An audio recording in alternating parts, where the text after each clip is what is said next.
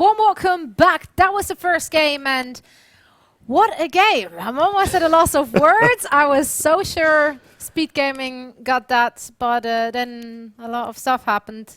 Actually, essentially, Naga Siren happened with a super mega fed loader, wherever he got the creeps from. And then that just, I don't know. Yeah. I can only say my predictions are coming through. It's basically what... oh, sure, yeah, just sure. rubbing it in. Basically, it comes down to the fact that Nagas are pretty much the rats of the sea. Alliance, once they were able to pick up that Radiance, everything changed for them. They had, like... Speed Gaming did a really good job at being able to push the advantage early on. They knew they had one of the best dual support combos to be running around the map. The Crystal Maiden Chen, a lot of times they're out of vision, they're farming up jungle, and they're able to move all around the map. You saw them. They went even to the off lane, they went middle, they stayed at top oftentimes. They were able to put a lot of pressure on Alliance, but once that Radiance was up, the game completely changed, because at that point in time, Alliance's whole setup was based around that Radiance pickup. They had very, very defensive supports that were able to turtle out some of that early pressure.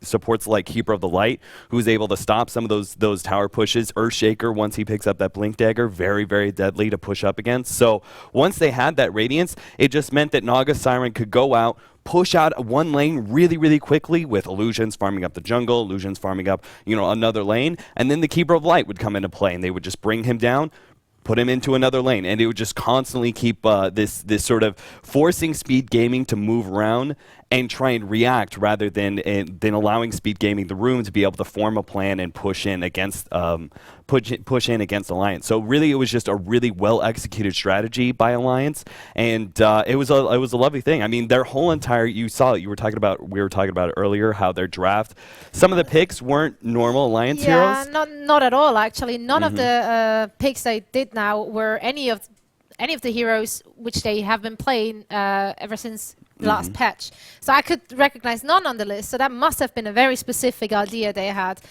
which they executed very nicely. So. Yeah, mainly it was just those two supports, the Keeper of Light, Earthshaker, the very defensive ones.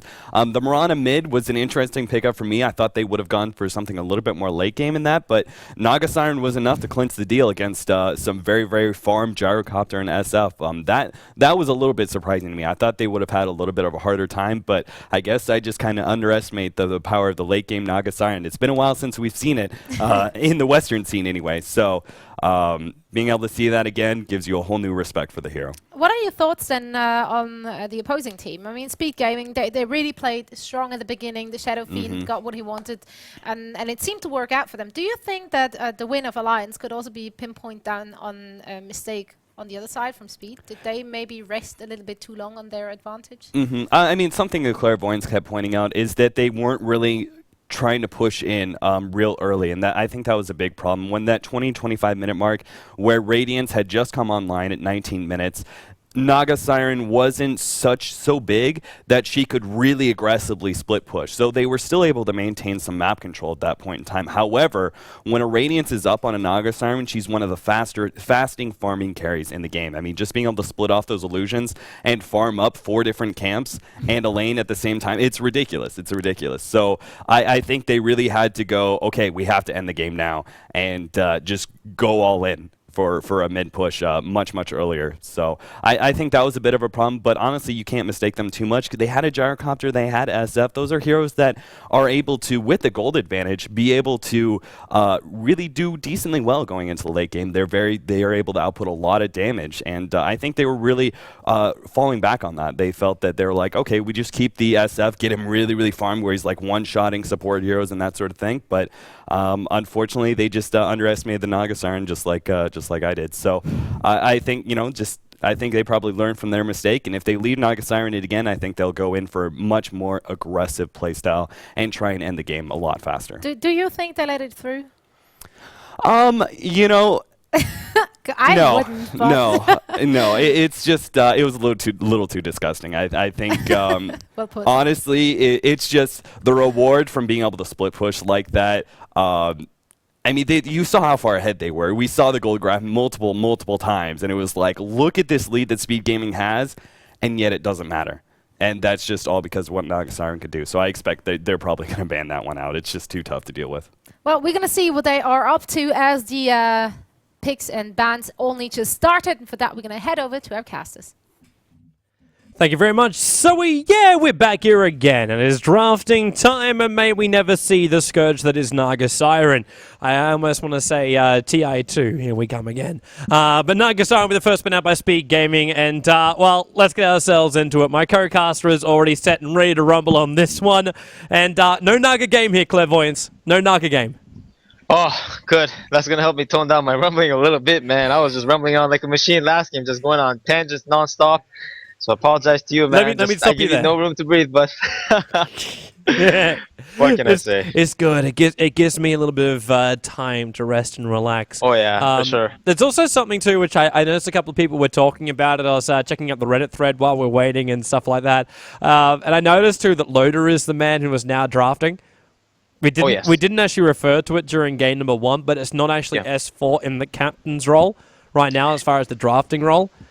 Because I felt like you actually implied it. Because, you know, when you mentioned about the alliance changes that are coming up, I remember it was Kelly Milkies, if I recall correctly, that posted that change is coming up, whatever. Yeah. And yeah, it's ever since Loda's been the drafter, from what I know. So I think that's one of the changes. It might be more things. Like, I think the Admiral Bulldog hero thing, that's a joke, because he's already played Timbersaw and Clockwork and stuff like that. Of course, Prophet was his most common, but it looks like Timbersaw will be his most common now. And, well, it was a good hero, man. That triple kill that happened around the Roche yeah, pit, man. Right in saying that Loader did the hard work, Admiral Bulldog just chopped off the heads at the end. So more like it's like the executioner for the last point of it all.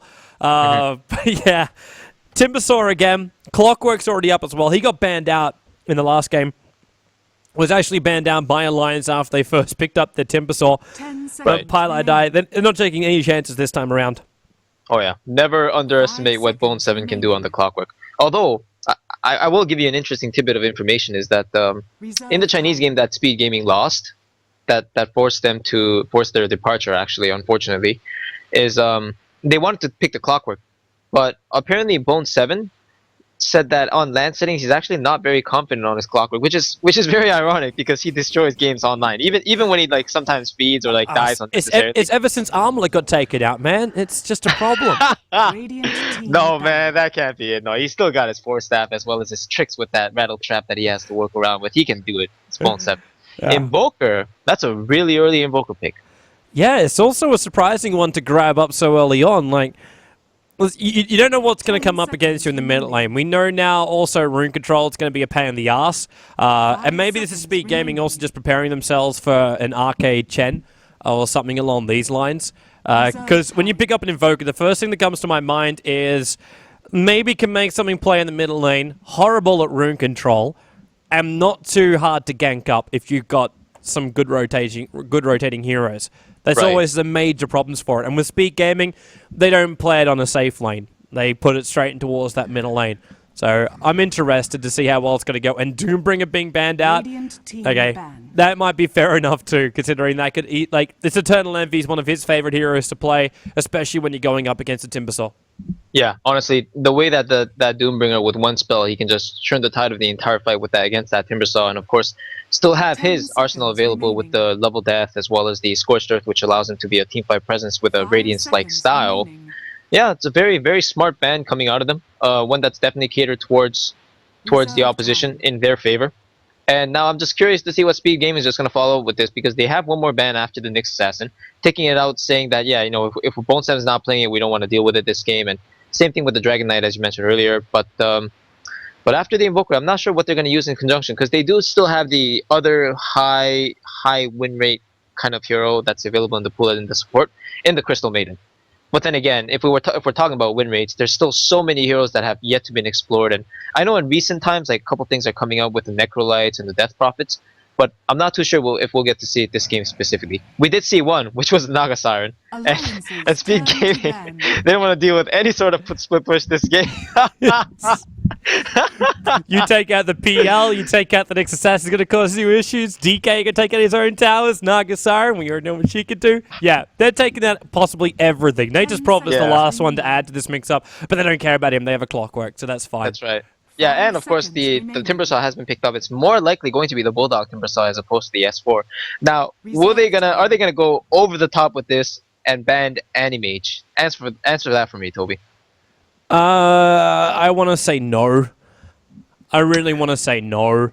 The fun ends here, huh? Because it's just one of those things, man. Like Eternal Envy has a plethora of heroes which you can grab in this kind of scenario. You don't need to take out the anti-mage in this game, but they're going to take out the disruptor instead.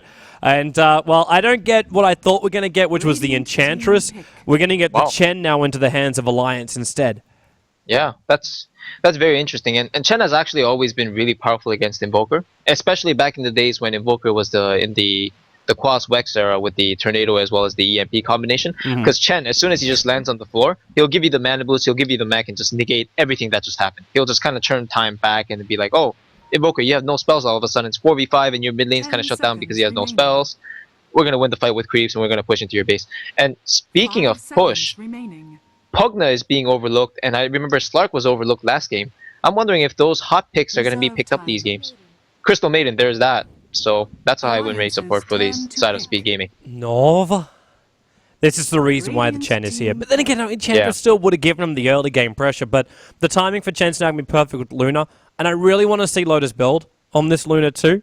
Because the standard thing which I was watching whenever we're casting the G League games, it was always this 4-2-2 and then whatever points you can when ulti comes up was the build. But there was something which threw me a curveball the other night. I think it was during the Pinnacle Cup that we were casting. And we saw this no glaives build again. I just want to grab your thoughts on that one. Do you want to push out the lane with double glaives and 2 points aura? Do you see the point in throwing more points, like the 3rd and 4th point, up into that aura? You know, in the previous patch where Clinks is the pickup now, but just go back to that point. In the previous patch where your creeps actually didn't push up so far that it messed up the quote-unquote equilibrium, I would say that would have been an interesting thought, because to keep it right under your tower, you can always farm safely. But with the advent of nighttime coming up earlier, which means Luna has that vision advantage over most of the heroes on the map, as well as the fact that the creeps are pushing up so far, it really is to your advantage to push up. So I feel like especially with the Chen, the aura would benefit a lot of the team, but in terms of like overall teamfight sustainable damage, like they already have the Venomancer wards, they already have the Timbersaw and his spam ability and his range of initiation. I would say the Glaives is a good idea, and honestly, knowing Loda as a whole and his tendencies, he might just go super efficient and max Glaives and leave 1 point on the Lunar Blessing, which would allow him to flash farm the jungle relatively quickly. Loda, why you have to hate on me? Why you have to hate on me? No, man, that's not a personal thing. It's just you do what you gotta do to win, right? You gotta use every single thing on the game, and Speed Gaming, referring to what they know best with the Clinks. The last time we saw that was victorious. Yeah, right? Yeah, and it's such a great hero up against a Chen, but like, why would you take out the Enigma in this case? If anything, I'd be looking to see Aoi there with that's a push. I like this level of push right coming from Alliance. I was about to say Enchantress to be the selection, and Enchantress really. I still want to say Enchantress should be your selection in really this game right now. You need to get the early harassment to that middle lane. You need to have the ability yourself to add some pressure with the Clinks of Searing Arrows. Shadow Shaman's going to be a problem, but he's going to be manageable. Like this push, it's going to be S4 playing up the role as well in the middle lane. He's got a lot of problems once we see this Exort Quas Invoker kick up, and you get Cold Snap with 2 Forest Spirits as well. You're going to get snapped, held in position, and have a really hard time getting away. And the Elder Titan support is now going to be coming up here from Speed Gaming. Yeah, that's actually a brilliant pickup. What do you do when your opposition is trying to commit to a slow anchor-like type of push that just starts banging away at your door and just keeps banging and banging and banging? You shut them down with a similar style of the Nagosarian, just where you can just throw out a burst set amount of damage, like an AoE Illuminate that doesn't have to be channeled every now and then. The Elder Titan provides that and a lot more for the team. So very, very strong pickup there. Something that I completely overlooked. Like I go right over and missed it completely. But Speed Gaming right on the ball with that pickup.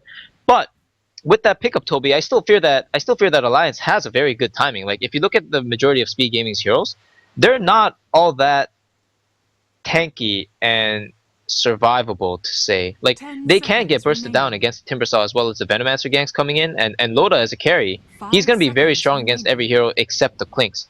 So S4 at the mid lane versus the Invoker, I think that's going to be the hot matchup of this game that might dictate a lot of how the game will progress. If the Invoker can get some early farm up and possibly rushes Midas, if that's what Sing Sing looks to do, then then it might just be a good thing for Speed Gaming to sit back and farm. But otherwise, I think Alliance can push really quickly.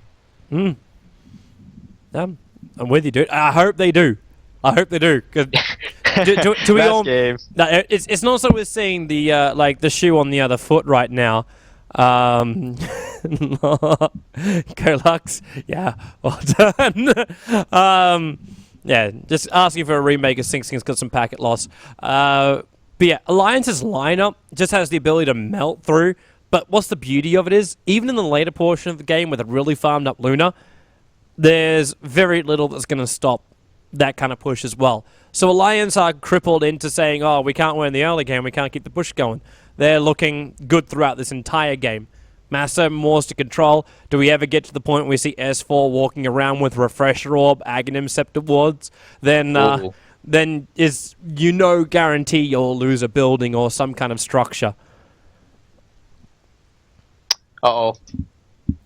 Yeah, we're doing a remake. Yep. We're doing a quick remake. I'm glad that was quick and in a hurry, because that it seemed like the progression from that discussion seemed to lead towards hostile bantering between two teams again. And it's always a rough deal with servers, but... Vasuda nailed me! What happened? Oh, you beat me to the #1 slot. Oh. Oh, come on, Toby. It's okay, man. It's the competition between casters. No, man, Toby, look, It's a race. If it makes you feel better, if it means anything to you, you'll always be #1 in my heart. All right, Toby? Thanks, Clairvoyance. Love you. No problem, man. I got you. Just don't worry. I got you. Yeah. Yeah. Let's get into the game, huh? Let's get into the game. Profiles. Would be great. So we end up waiting for one player from Speed Gaming and S4 to join the slot. We are getting ourselves in the way. Well, I've actually got a moment too. I want to explain something. We're going to put it in, obviously, like news articles when we know about it. But at the conclusion of the last game, like the end of this grand final, the prize money for this tournament will be 100% set. So if you're still buying the D2CL tickets, you're actually still contributing to the prize pool. This won't stop until the last game.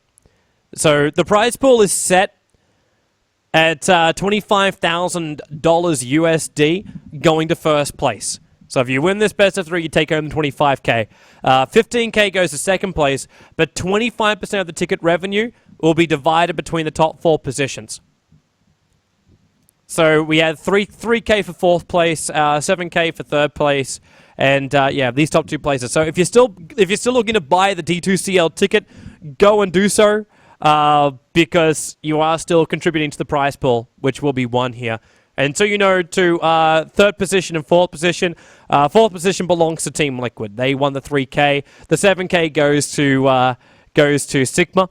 They ended up taking up that role, and yeah, Alliance Speed obviously battling it out for #1 and #2 right now as we speak. So we launch back into the game, we go all pick mode, and we get this puppy started very quickly. Is the goal, the hope, the wishing, praying, thinking. Hey, maybe achieved, man. 20 seconds into the countdown.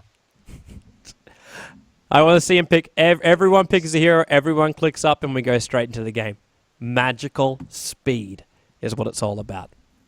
And you know what? We might not be too appreciative of it because the admins were also on the ball that it just seemed like a smooth criminal thing to do. But they actually picked an AP, man.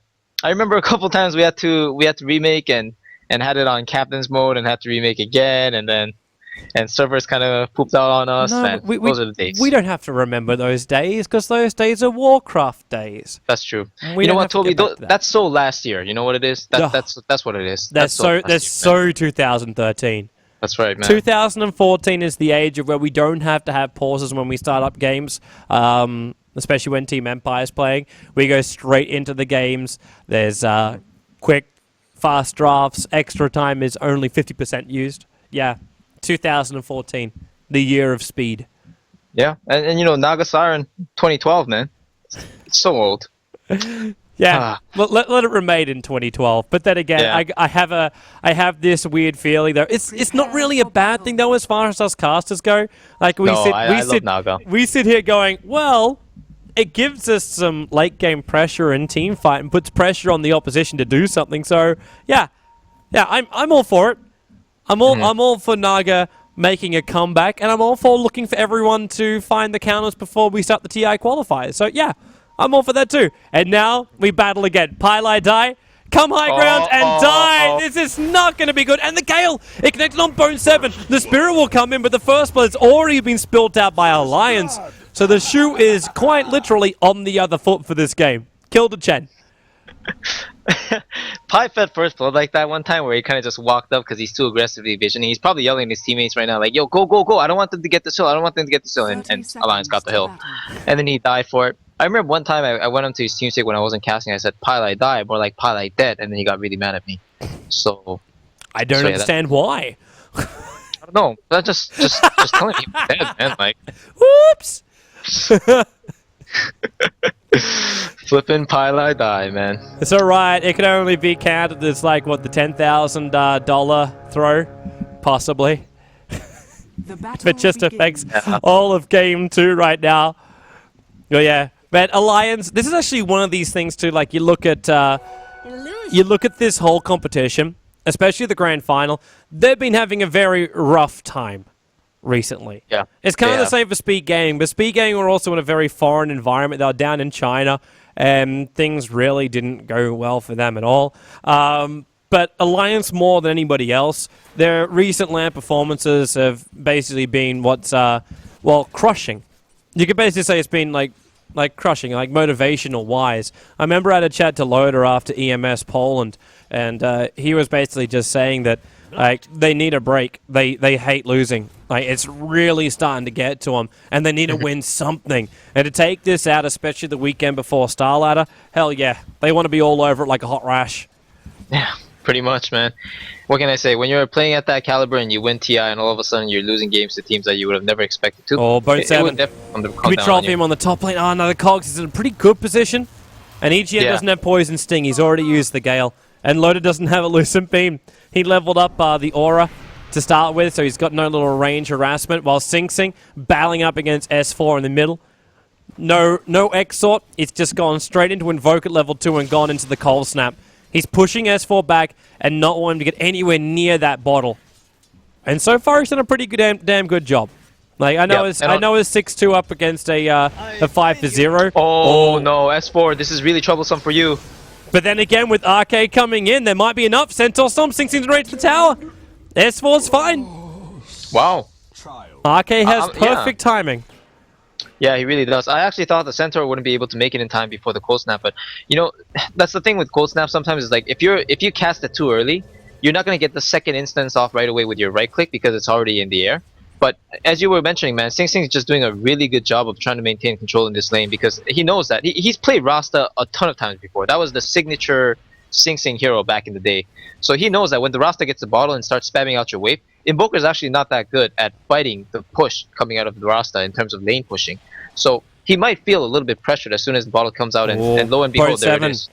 Arcade, a little bit late to respond on this one. The Cogs will come up, but Bone 7 hasn't really caught his way out of this one. And EGM still has Poison Sting. He's body blocking him up so they know they can get themselves another blast. And with RK able to throw out the nuke, Loader coming in with a 2-level Lucent Beam now. It's Bone 7's offlane clockwork that just starts the feed. And on bottom lane, they're looking to have a crack at Admiral Bulldog. Eternal Envy with Searing Arrows. Pilot Eye to come in through the rear, but Eternal Envy, he's taking up the tower, he's taking up the Whirling Death. Pilot Eye is going to come in. Body Block's not going to help him out here. And Vogel's just picked up the Shadow Shaman with a little bit of help coming in. And Pilot Eye, not enough damage to finish up Bulldog, so I ended up following the wrong kill. But Shadow Shaman dies behind his tier 1 tower. I believe it was... who was it that came in for support then? Was it Owie? It was Owie 2000 on the Crystal Maiden. Alright. Yeah. I think it was a good move. I mean, he could have been at bottom trying to secure the kill on Bone 7. I mean, not Bone 7, pardon me, Admiral Bulldog. But getting the kill on S4 is a lot bigger deal, especially after the first blood. Bone 7, he's trying to go for a denial. I don't know if this is meant to be a denial on the tower or not, or the Cog's just meant to push him back. He's there, and he missed the last hit on it. EGM, award. Kingdom for a focused ward attacking onto the hero, but not going to happen. They can't catch up to him now. Yeah, I don't think they could have killed him. He already has the bullets, and the stealth shield procs would have been too strong in that kind of a situation. Yeah. Thinking, man, that you carried that Poison Sting effect in a ward. I never want to give it up when there's a Venomancer on your tail. I'm telling you, man, it's seriously the most annoying thing to play against. If the enemy has a good Venomancer, just plant wards everywhere he goes. Yep. It's just the worst feeling to have boots, walk around the map, try to make something happen. S4, dead Then you middle realize lane. you're getting Even if smoked. he walks back right now, he's going to get hit by the Sunstrike. But Frostbite, Cold Snap, he turns for one shock, so we did some kind of decent damage to Sing Sing as well as Owie. But we now have the second death for Shadow Shaman, even though he does have two supporting kills to his name. I think Speed Gaming are just playing the mid lane perfectly. I mean, they're exploiting everything about how Rasta is weak. He has one of the slowest movements. He has actually the slowest movement speed in the game, or one of the. Actually, let me just double check that. Yeah, he has one of the slowest movements at 285, sitting at the same as the Invoker on base. And actually, am I right on that? No. Invoker is the slowest with Crystal Maiden. Pardon me, I'm getting confused here. Rasta has 285, Invoker has 280. So Sing Sing's decided to purchase up the boots first, just so he can put more pressure on the Rasta with the Cold Snap as well as his Forge Spirit. And with all these rotations, this Rasta is just a sitting duck. Like, he's a guaranteed kill every time the Crystal Maiden comes. So they're abusing the heck out of it. And right now, Aoi 2000 going for round 3 here. And I'm not too sure if it's gonna fail, because S4 has no idea. Well, he is going to be backed up a little bit further. But Shadow Shaman just picked up his Mass Serpent once too, so he just cracked level 6 with a DD rune up his sleeve. So even if Owie does want to have a crack at this middle lane, it's going to be rough. And he has to wait for the smoke, which just now comes off cooldown. So they have to, well, flank around. Whoa, whoa, whoa, whoa, whoa, whoa, whoa, whoa, whoa, whoa, whoa, whoa, whoa. Do you see what's happening at Roshan? What, really? Whoa, whoa, whoa, whoa, whoa, His whoa, body whoa, blocked whoa, him whoa. in with the Mass Serpent wards. I've never seen this done before, ever. Oh my gosh, I can't believe it. What's Of more course. interesting is Speed Gaming know Owie! about this. Don't go in! They know about this. Admiral Bulldog's here as well. He doesn't have a Chakram available. Oh my gosh. This is gonna become so clowny right here. Holy moly. Lotus here as well. They're committing. It's full commitment. Bone 7 got hexed up. The Plague Wards are up on the higher ground, plus the Forged Spirits. S4's going back in to finish this. He's trying to finish it off. EGM is making a bit of a filter here. Searing Arrows, Eternal Envy, Roshan, the Aegis model is picked up by Shadow Shaman, and Bone 7's in. He's in range of the Mass Serpent Wards. They're still alive after killing off Roshan. So Alliance take Roshan, they take the Aegis, and they take the Clockwork kill to boot. Dire's middle tower is under attack. I have never seen that before. Because it's possible now too with the increase to the wards, wasn't it? Yeah, that's right. You can block in Roshan. I do remember about reading it somewhere that you can actually block off Roshan. I didn't know it was possible to have that kind of application. Wow. Wow, that's quite something. For his entirety of Alliance to rotate to the mid lane, Lola's just sitting there, oh, I had to TP out of my lane, I lose farm, but it's for the Roche, so I have to do it. Mid lane's getting pinged out, S4 is about to get ganked up again, but this time, whether he's aware or not, he has the Aegis to fall back on, so I'm not too sure if he's too afraid. He also has picked up the Power Treads, which is, from what I see, unusual, because normally I see Rastas get the mana boots. Yeah. But as a whole, man, this game took a turn for what I'd like to say is the better. It's a very interesting turn right there. Yeah. Well, it gives Alliance a huge advantage for now. Eternal Envy as well as Pile trying to push their advantage down that bottom lane. But I'm also watching EGM up on the top lane. Maybe this will explain why you're not seeing Arcane Brute straight up on the Shadow Shaman. It's because EGM has managed to pull a lot of money out of the jungle. And he's about to pick up his own Arcane Boots. Like, they've got a double stack, which he's farming up with Plague Wards. He's been doing a lot of pulling on this top lane, keeping it controlled for Loader.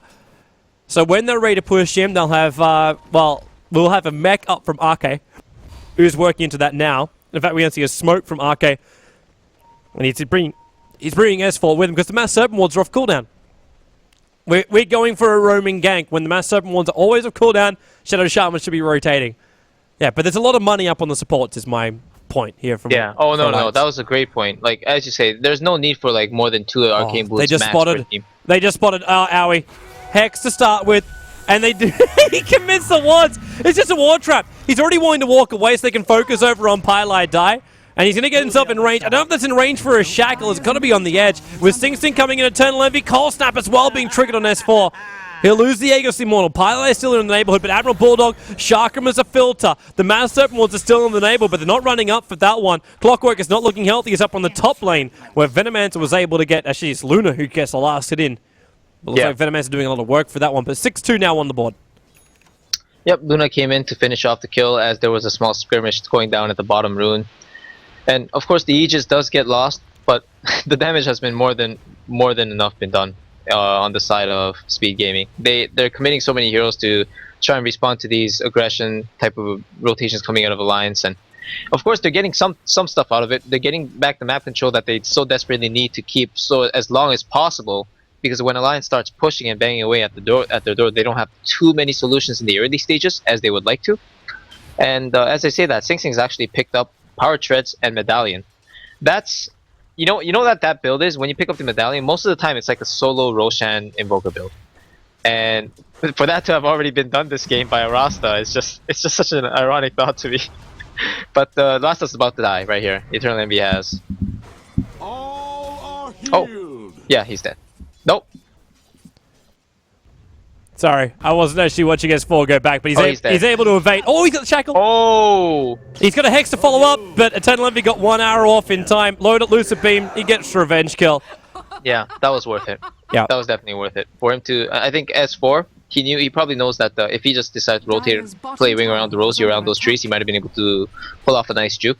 But getting that kill is just as big. Trading your 2 position for 1 position, naturally speaking, it's in your favor. Looks like we've got some issues as well with the live stream. I'm not 100% sure exactly what's gone wrong, but I have notified Dailymotion. But it seems like live stream has dropped for certain regions. So I don't know if it's going to come up or not, but for now, yeah.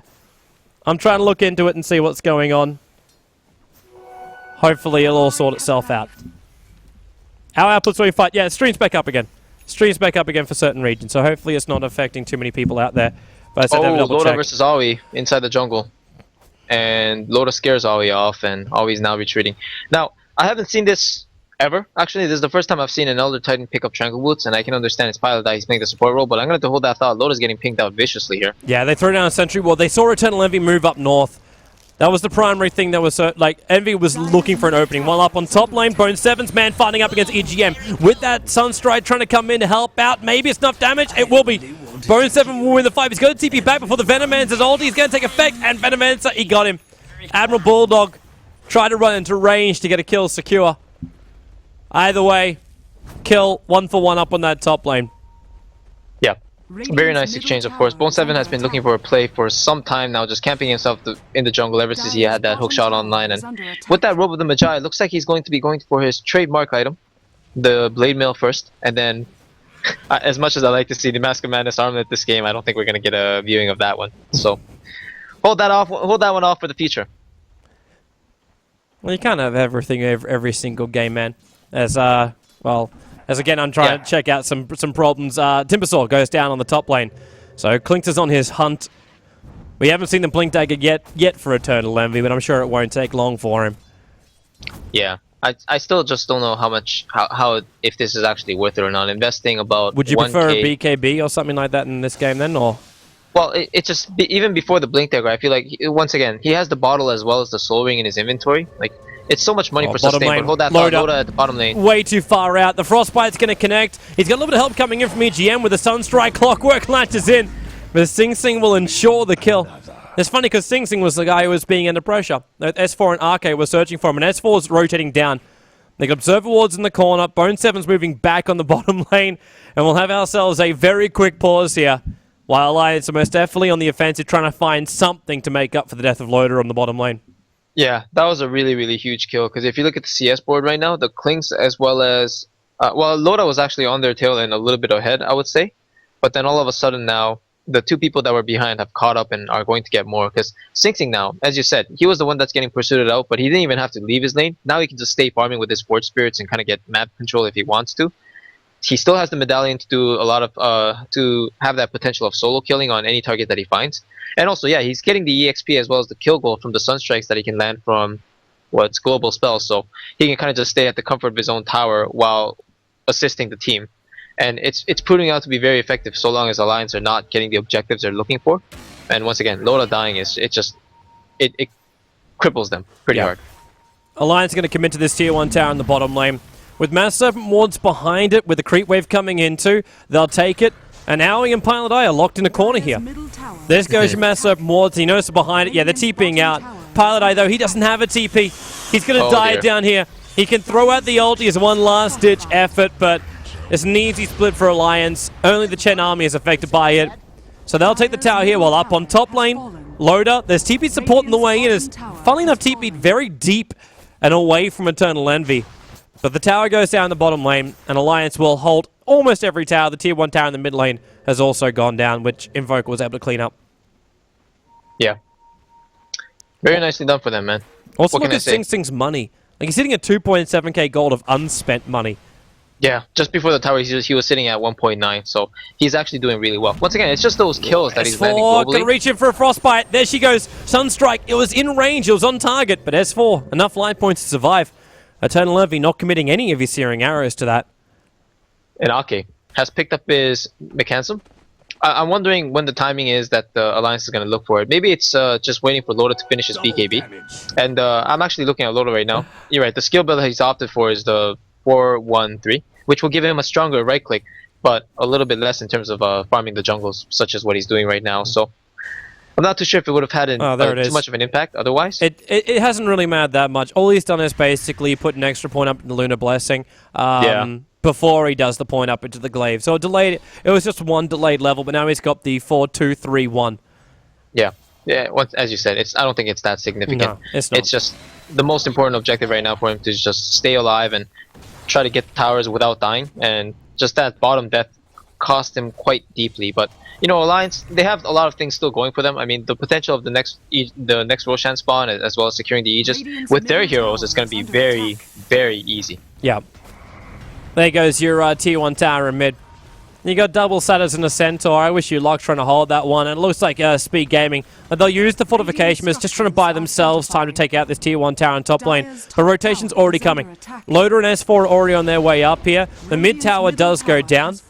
Admiral Bulldog TP, yes. EGM, no TP, just bought up and earned, and there's no TP coming in from the Chen. But it's already too late. The Eternal Envy has melted the tier 1 tower in the top lane. Yep. Oh, Illusions, do they take the bait? They don't take the bait. No. They do not, but Eternal Envy has 4k gold in his inventory right now.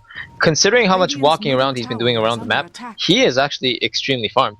And as I say that, Alliance is pinging out the Rosh, and Eternal Envy is pinging it out. No, Pilot is pinging it out as well. So they're aware, but this might just be one of those infamous Roshan for tier 2 trades, because they're on the opposite part of the maps when in terms of objectives. So I think that's what it's going to be. They're content with giving the Aegis away and getting a tower out of it for more map control. Well, I think they know they can't fight it. Yeah.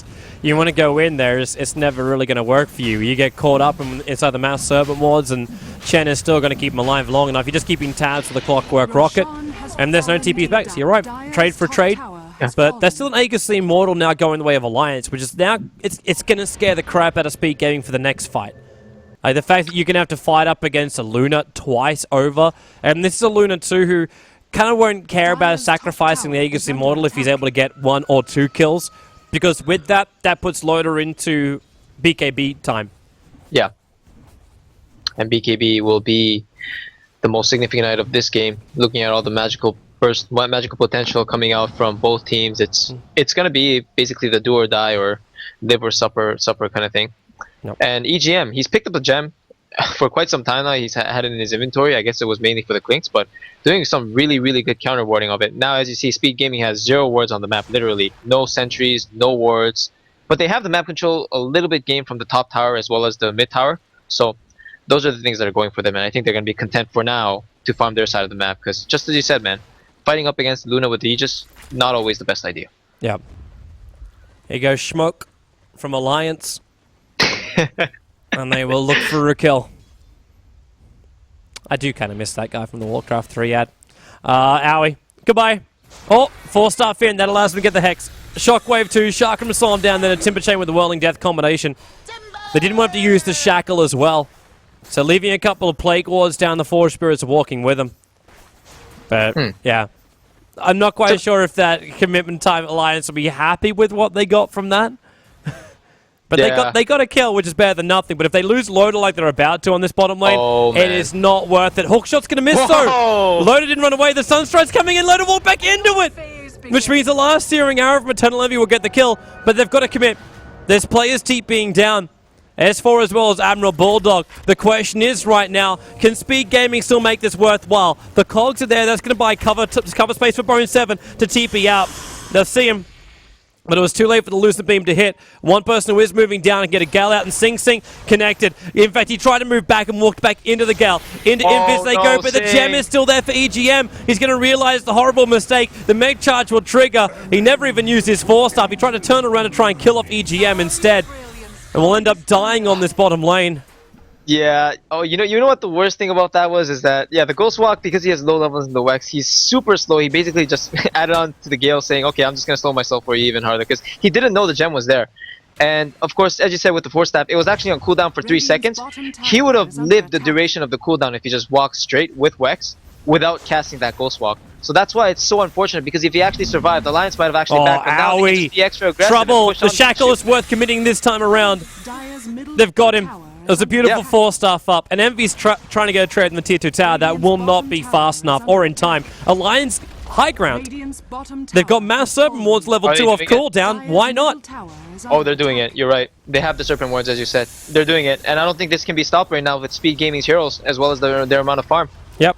Look at the Forge Spirits as well. Like, they're tanking up a lot of the Mass Serpent Wards. So Sing Sing just lost his small negative armor army, and Venomance is putting a tent up right inside the base of Speed Gaming. They're just going to focus on the racks. Now we've got to remember the balancing glaives effect as it goes through the buildings. Sing Sing and Envy are taking harassment damage. Clockwork, beautiful hook in with the Eclipse. Maybe there's enough damage. The ET Ollie will step him back, but Hand of God, as well as the mech. Alliance's ability is through the roof, especially when Loda triggers his BKB in the middle of the fight. They've taken the melee racks. They've taken the Clockwork. Elder Titan has to run up north, because if he ran down straight back to base, he would have in fact just died from the balancing glaives. But they take the full racks Alliance with the Clockwork kill, and they go back very content with what just happened there. Oh, most certainly, man. Securing some of the biggest objectives they could get. And this is just the theory of the chain reactions and how things work in a chain in Dota 2. Like, it's such a small deal when you look at it at first. How Sing Sing, just a couple moves he could have survived, and it's very unfortunate that he got caught out in the manners that he did. But after that, Alliance says, okay, their mid laner is down. We can probably push the issue, take the tier 2. We'll back up after, probably farm the jungle, gain ourselves the map control, and sit back on it while the Luna gets a little bit bigger. But no, S4 finds the opportunity of the Crystal Maiden walking up, trying to defend the tower. Why? Because she doesn't want to lose the tower for free. But little did she know that she had absolutely no backup, no protection. Gets caught out. Alliance says, oh, we got 2 heroes just now. They're down for the count for 20 seconds. We have the tower. We have the wards. Let's do it. Let's go high ground. All of a sudden, Bone 7 lands the hook of his life, but just not enough damage coming out on the side of Speed Gaming, because they lost heroes. They lost out on potential farm. And as it stands, Eternal Envy, he was split pushing. He was doing a good job, but he came back to the base and didn't even have his death pack ready. So Chen, without creeps freely available for him to suck up, he just didn't have the extra damage even with the BKB. So Alliance, outmaneuvering, outplaying, and outforcing with their sheer strength. Man, they had all the confidence in the world. That's why I was like, man, they're going to go high. Why wouldn't you go high in that position?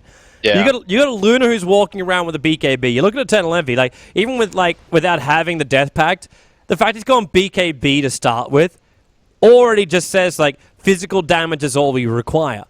Yeah. Like, they don't care about the magical burst damage on Envy, because they know the bouncing glaze from Loda will be enough. Clockwork's going to latch up, but there's a lot of support here, and Mass Serpent Wards revolve from S4. They're going to gale up, Pylai die. He's in a lot of trouble. Whirling Death, another Timber Chain. Use it. There she goes. Loda might die a little bit further up, but Eternal Envy is tanking up the Mass Serpent Wards. Shadow Shaman is going to be the trade-off for him, but they're moving back up to the Mass Serpent Wards, so Speed Gaming can't force this any further, while Clockwork, I'm not quite sure how he was in that deep or why he was in that deep. But either way, it becomes a 3-for-2 trade, but maybe not going to end there. Admiral Bulldog on the chase. Sing Sing will go Invis. The question is, does he turn around and chain? He turns around to chain, sees Sing Sing, but now he sees him too late. Gale!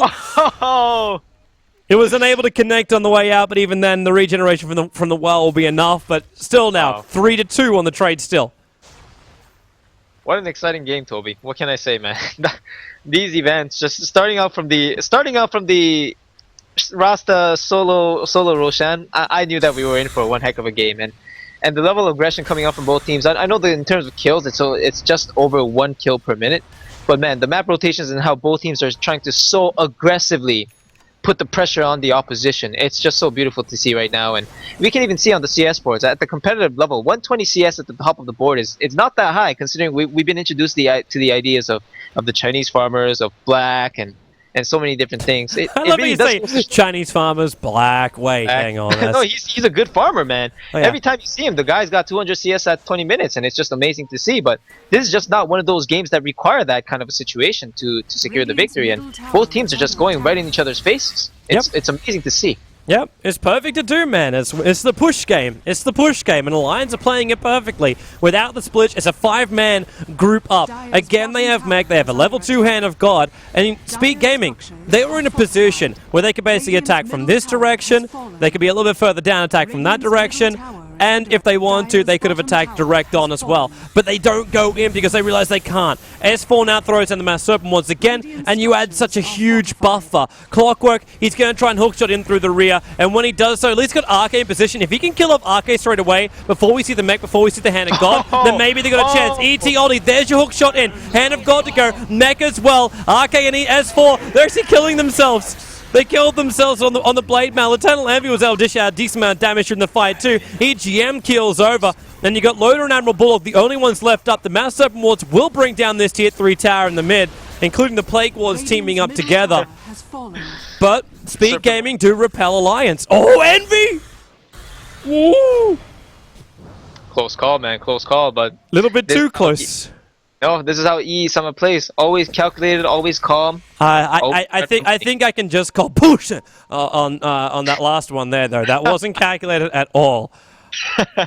And Envy's going to take his rune too. Envy was looking for a place where he could pop off some bottle charges and then grab the rune. But he knew if he did, then he would be in a lot of trouble himself because his Envious was still on cooldown.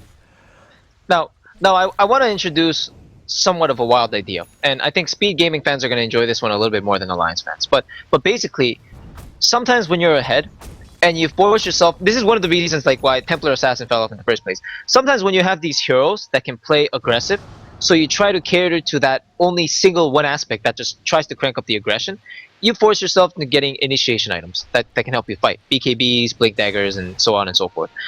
S4, after that first team fight at the bottom, or the Rax fight at the bottom rather, and successfully coming out ahead. Oh, hold on, thought he's going to go on Eternal Envy. Yep, there's going to be Shackles to follow up. He doesn't have his Mass Serpent Wards yet, and Clockwork's going to jump in. S4, well, Force-Staffed Abney gets burned up by the Clockwork, and Bone 7, he's trying to Force-Staff himself away again. Not working. ET Stomp has bought him the space. The ET Oldie's now going to go for Pylite Die. EGM as well as Admiral Bulldog just moved back from the ultimate. It's Luna being sent back by the 10th, but I'll get one last Lucent Beam in. But EGM's going to get out of here, and that Blink Dagger already on Admiral Bulldog. He's just moving in and out so quickly, so nicely. It ends up being a 1-for-1 trade. Yeah. And honestly, I'm just not surprised. Just trying to go back to that point as Alliance is pushing out the mid lane and trying to regain their composure.